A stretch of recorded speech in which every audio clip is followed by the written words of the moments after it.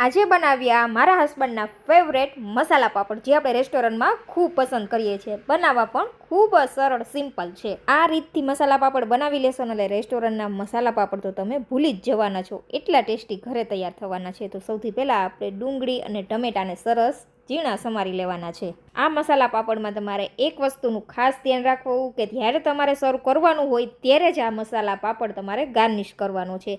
આ મસાલા પાપડ ખીચિયા પાપડ સાથે ખૂબ જ સરસ ટેસ્ટી લાગે છે. તમે અહીંયા કોઈ પણ તમારી પસંદ અનુસાર પાપડ લઈ શકો છો. અહીંયા અડદના પાપડ સાથે પણ તમે આ મસાલા પાપડ તૈયાર કરી શકો છો, પણ ટેસ્ટી તો ખીચિયા પાપડ સાથે જ લાગશે. તો પાપડ સરસ શેકી લીધો છે. તો હવે ઉપરથી આપણે ઝીણી સમારેલી ડુંગળી અને ટમેટાં ઉમેરી દઈશું.